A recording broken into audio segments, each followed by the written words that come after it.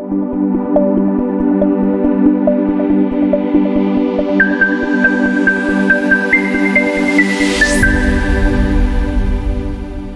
name is Jean-Francois. That's the first name. Manzoni is the last name. It's a French first name and an Italian last name. I'm a professor of leadership, organizational development, and corporate governance at a school that has Swiss roots and global reach called the International Institute for Management Development, also known as IMD by its initials. I've been an academic most of my life, but with a strong and hence the books. But I've also been very close to the world of practice and to management teams and CEOs and boards. Well, I'm a professor of leadership, as I said, and organizational development. And well, I think I'm French by birth. I'm also Canadian, and I live in Switzerland. After leaving first in France, then in Canada, then in the US, then in France, then in Switzerland, then in Singapore, and now back in Switzerland. Voilà. You're a well-traveled man. Yeah, yeah. Do you mind if we jump straight into some student questions? Please do. Okay, this is from Elizabeth, and ironically, she is in France. Elizabeth, you can unmute to ask. You had a very good question. Oh, so my question is, what studies did you do to achieve this? So I first did my baccalaureate in France. In those days, it was called C, which is now S. It's basically math and physics. And I left then France to go study in Canada, in Montreal, because my father had immigrated to Canada, and I wanted to live with my father. And so I went to HEC in Montreal. I studied in HEC, graduated in 1981. And then I started working first as a teaching assistant, then as a chartered accountant, and then again as a professor while doing my MBA at McGill University.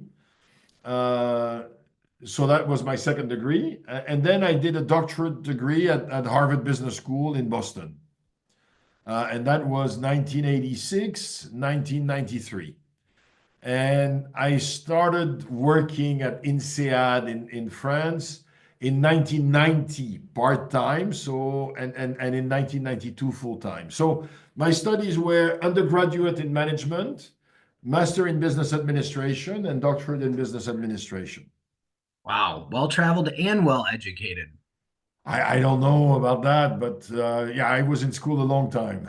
But I worked along the way. So actually, I stopped being a full-time student. I was 20 when I graduated from HEC. Oh, wow. Wow. So you're actually pretty young to graduate, you know. Yeah, I was. I was. For any of a number of reasons. I started college at 17 and finished at 20. Yeah. It's impressive. We have a question from Spain. This is Claudia. You had a really good question for the professor. May I ask why did you want to become a teacher? Yes, that's a very good question. So I'm going to say something which is not going to sound very serious, but then it will become serious. So when I was a student, as I just said, I started a student 17. All the other kids were 19 and 20. So I was the youngest. And initially they didn't know it, but then at some point they found out. And of course, when you're the youngest, it's not great to get girls. You understand? So I went through 3 years of college really struggling with that. But I noticed that the teaching assistants were really dating girls in first, second, and third year. And so I thought, I want to, because I'm finishing early, I'm very young, I can stay 1 year as a teaching assistant, and it will be great with girls. And so because I was relatively good in class, they offered me to stay as a teaching assistant. Now that's the not serious part. And by the way, it was good with girls, so that was good. But more importantly, I discovered that I loved teaching.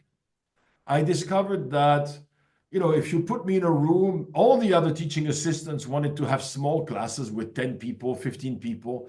I said, give me the amphitheaters with 300 people. I just loved it. I loved the connection. I loved the intellectual challenge when people ask you a question and you have to immediately find an answer and sort things out in your head. And I just loved the idea of sharing ideas and having discussions with people. So I got into teaching for, the wrong reasons, but I stayed in teaching for all the right reasons, which was a passion for learning and a passion for sharing and for helping others grow. That's great. And thank you for having that, continuing that passion and sharing that with us. We really appreciate it. So I had some questions emailed to me, and this was actually one that I took on these notes. They said in your book, the setup fail syndrome, what are the main steps that you have that managers can take to break this cycle of underperforming employees? Yeah. So first, one sentence or two about this. So when we found, well, first what I found, and then what we wrote with Jean-Louis, because this came out of my doctoral dissertation, was that managers, bosses, if you will, mean well. When they have an employee that doesn't perform very well, they're trying to help. And they're trying to help by monitoring more, giving more specific directions, generally supervising more. The problem is that they often do this in a way that is actually quite discouraging, actually starts conveying to the underperforming employee that they don't trust him or her. Actually, I had experienced this with teachers. I remember there was a class where I was with a friend called Jean-Louis Révelli. And Jean-Louis and I regularly had the same grades. Except when we got a bad grade, the teacher would give me the thing and saying, hey, and would give it to him and to Jean-Louis and to say, my God, Jean-Louis, what happened? And when we would have a good grade, they would say to Jean-Louis, that's normal. And they would look at me and they would go, my God, what happened to you? How surprising. And I remember feeling, what is it about me that they think I'm so dumb? And of course, when your teacher thinks that you're dumb or seems to think that you're dumb, it's quite discouraging. And it's the same with bosses. When your boss thinks that you're not very good, it's quite discouraging. And so what we realized is when a boss starts labeling, starts saying about their employee, he's not or she's not very good, the boss makes them worse. And so we call this the set up to fail syndrome. Basically, once the boss decides that you're not very good, the boss sets you up to fail. So how do you break that? Well, the first thing is you don't start over monitoring the subordinate when they're struggling. What you do is you sit down and you say, okay, look, this doesn't seem to be going as well as we would like. How do we address this? So what you want is you want to make sure that you don't trigger this vicious circle. So there's things that you can do to prevent. There's things that you can do to interrupt. But the key thing is not to do the common sense answer. The common sense answer says, start monitoring more, start giving more advice, start breathing down their neck. That starts a vicious circle. Well put, well said. And I like how you bring that along the lines of being a student, because I'm sure a lot of the students here, they have similar issues. I mean, it happens. I've had that. And so there, from a student perspective, I can tell you a funny story, a true story, but a funny one. I was discussing this with a group of executives, and one of them was Spanish. And he said, look, let me tell you what happened when my family moved from Spain to France. The first few months, I really struggled in school. And my mother was called by the teacher, for what is called a come to Jesus meeting, where basically the teacher says to the mother, this is really not, his name is Pablo. Pablo is not doing well. This is not good. You really need to tell Pablo to do this, and this. And the mother came back and Pablo said, so what did the teacher say? And the mother said, the teacher said, keep up the good work. He says things are going well, keep up the good work. Keep working hard. Don't get discouraged, keep working hard. And the whole point that and of course, that gave Pablo the time and the confidence to continue working. And as he continued working, of course, he improved. And at some point, of course, she had told the teacher, don't worry about it. I will take care of it. I will tell my son, you'll see. So the teacher expected an improvement, saw an improvement, but Pablo was not discouraged. I think it's a wonderful story. I hope that more parents would do this, would display confidence in their children. And certainly if at some point you find yourself doubted by your teachers and or, by the way, by your parents, I think the hope is that you'll be able to say, look, they may be right, but then again, they may not be. And I'm going to continue to work really, really hard. And I'm going to continue to try to believe that if I work hard, I will be able to make it. And very often what you will find is that persistence pays. Hard work pays, takes time. Again, but you need to have the confidence in yourself and in the process to keep at it. Great advice, solid advice. And By you the touched way, today I have a doctorate. I'm a professor. I was the dean of my school for 8 years and so on. I could tell you what teachers said about me when I was your age. When I was 5 years old, I won the prize for lack of discipline, meaning I was the least disciplined kid in the class. And I was so proud because I didn't know what it meant. And I went to my dad and I said, Dad, I won the prize for the least disciplined student. And teachers sometimes said, I've never seen a mind as confused as yours. Oh, yes, this one. He actually passed his exam. And these are true stories. So the guy you have in front of you is not some genius that somehow, descended upon the earth and everything was easy. Man, it was hard. I worked my ass off, but I was fortunate that I had a grandmother and then a father who believed in me. And that helped me to continue to believe in myself and to work hard long enough to, at some point, become pretty good at what I did. Yeah, very good at what you did. But yeah, a lot of hard work. You're pressing on, just firing through and getting through that adversity and persevering through that. We have a question from Anna. You kind of touched on this, but I'm not sure if you want to go more in depth on this. But Anna, you can unmute to ask your question, friend. What was the hardest part during your studies?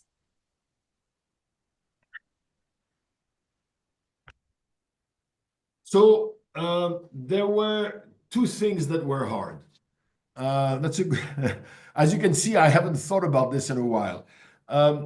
One was when I was doing my MBA, I did my MBA part-time, and I did it over 4.5 years, which means that I was working during the day, and then 2 days a week, I had a class from 6 to 9 p.m.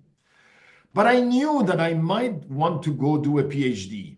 And if you are going to go do PhD, you have to have great grades, because if you don't have good grades, you're not going to get into a good school to do a PhD. And so I felt a huge amount of pressure to have good grades. And again, I was working all day. And often I was also working weekends because in addition to my full-time job, I was also taking some other jobs to make a little bit more money.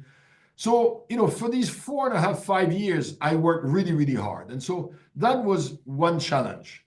The other challenge is when I got to Harvard, in Montreal, I wouldn't tell you that I was the best because I wasn't, but, I was pretty good. By Montreal standards, I was pretty good.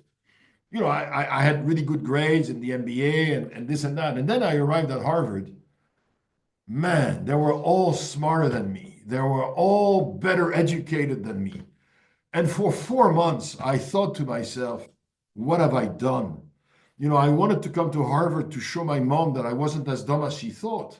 And now, actually, I'm going to prove that I'm as dumb as she thought. So what was hard was the fear of failure and working really hard and not seeing the light at the end of the tunnel. You work hard, you work hard, you work hard, and you still show up for class and you don't understand half the stuff. And I remember this as a tough period, but I was lucky. There was an exam that was supposed to be at a certain date, and the teacher was lazy, and he gave us the exam 2 weeks later. And when you work hard, as I said, there is a cumulative effect, and at some point it starts accelerating. And during those 2 weeks, I was on this acceleration. So by the time the exam came up, I was becoming okay. And I remember I got a very good grade. And then my father was calling me from Montreal and was saying, so how, I had been telling him for 3 months, Dad, it's so hard, it's so hard. And then I got, like 92%, if I remember well. And he said, oh, so it's like usual. And I said, no, Dad, it's not like usual. It was a lot harder than usual. So what was hard was not so much, to understand this topic or that topic, but what was hard was to maintain my confidence and to keep working, even when it wasn't obvious that I was going to succeed, and so I, again, if there is maybe a lesson for you, it's that you have this with a lot of sports people, where you see them, Lionel Messi, the football player, said, it took 18 years, 3 months, and 7 days for me to be an overnight success. Lionel Messi is a very short guy. There's no reason why Lionel Messi would be as good as he is, but he is because he worked really hard at it. So what was hard was working hard, even when it looked like, there was no end in sight. 4.5 years is a long time. And, there was little vacation. There was not a lot of money. But what kept me going was this desire to prove to myself, to some extent to prove to others, which is not a great reason to do stuff, but to prove to myself that I could do it. Brilliant, brilliant. And it sounds like, I think everyone to some extent has levels of imposter syndrome. And you don't, it sounds like at some point in your life you had that as well, right? Ralph, I have this today. Now, in all fairness, less today than a few years ago. I'm 63 and a half, right? So by now, I've come to terms with the fact that I'm not completely dumb. But I, even as the president of IMD, I would be in meetings with people and I would be thinking, shit, I hope nobody notices that I have no clue about this topic. And I want to tell you, most CEOs I know, most chief executive officers, most bosses, they have this as well. Of course, they would never say this publicly. But when you close the door, they look at you and they go like, my God, I have no clue how to do this. So, don't be confused by this. You will meet adults and people, and sometimes maybe even your parents. My dad was like this. My dad never showed a moment of weakness. I thought my dad was a god. When I remember he had me when he was very young. So I was 8 years old when he was 30. And I thought, oh, my dad is so brilliant. And then he became 40. I was, 18 years old. I thought, my dad has understood everything. And then when he became 50, I was almost 30. And so by the time I got to 30, I thought, I remember my dad at 30. He had understood everything. And I haven't understood anything. And then I became 40. Of course, by now, my dad is 60. And I'm starting to think, man, my dad at 40 had understood like completely everything. And it's only when I got to 50, I realized my dad had been faking it all along. My dad pretended that he knew everything, but he didn't. So, of course, as parents, we know stuff. And as a professional, I know stuff. But there's also a lot I don't know. And there's also a lot I'm not sure about because nobody can be sure about it. And so becoming an adult in many ways is the experience of not knowing for sure. And is the experience of having to progressively learn to trust your own judgment and saying, look, Joe said this, mom said this, dad said that. I listened to all of it. And I think I'm going to do this. So So yeah, it's you know it's the apprenticeship of becoming an adult and learning to trust yourself and learning to face your doubts. During COVID, my school could have easily gone bankrupt, easily. But I had to show up on video and tell people, let's be confident, let's stay focused. And then I went back to my office and I thought, oh my God. But again, you try to take a deep breath, take another deep breath, and you try to say to yourself, look, I don't know if I'm very smart or not very smart. It doesn't matter. In many ways, that train has left the station. You know, you have what you have, right? What has not left the station yet is how hard you work and how smart you work and how coachable you are. So I think I was coachable. I think I listened to advice and I learned from mistakes. I very rarely make the same mistake 17 times. Voilà. So I think that's what helped me over the years. Hard work and being a good learner. Not necessarily the smartest guy in the room, but a good learner. Man, you answered a bunch of questions for the students. So we have one more student question, then we'll let you go because I know it's getting kind of late for some of our students in India and different parts of the world. But Hugo, you have the final student question. You had a good question. Go ahead and unmute to ask your question. Okay. What do you think is the most important quality that we have to be a professor? To be a professor. Yeah.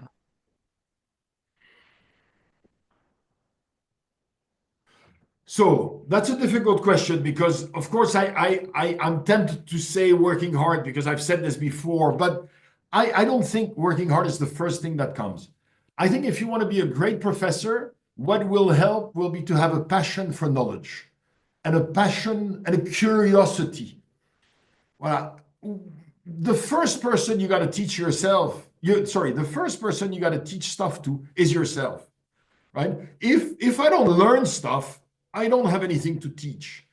So again, what you see here is a small part of the books I have. I have 2 shelves full here. I have another office down there. I read a lot. I love learning. I'm curious, and I'm curious about business, but also about lots of other topics. So I would say the biggest quality of a professor is curiosity and passion for learning.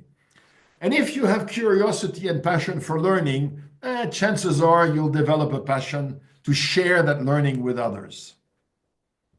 It's a great career, and I'm happy I met Ralph. I think that this initiative of his is a wonderful thing. Well, thank you for joining us. So I always have a final question for all of our guests, regardless of what they're speaking about. Is there any advice that you can give to these kids, one final bit of advice before they go and figure out what kind of trail they want to follow down in life?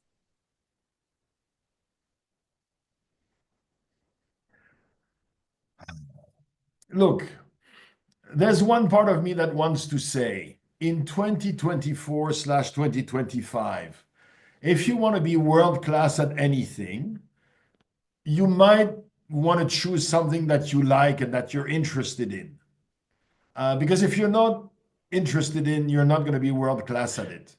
But notice that I didn't say choose the thing that you like the most. Sometimes the thing that you like the most, nobody's going to be willing to pay you for. One of my sons wanted to study philosophy. No offense, it's a great idea, except I said there's a lot of people with a PhD in philosophy that, really don't enjoy their life very much because there's no job.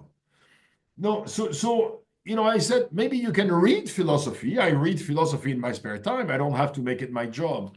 So as you go about choosing a career, try to choose something that you enjoy, and also something that you can be good at. If you enjoy it and you can be good at it, and something that people will pay you for, now you have something that really works. The world wants you to do it, and they're willing to pay for it.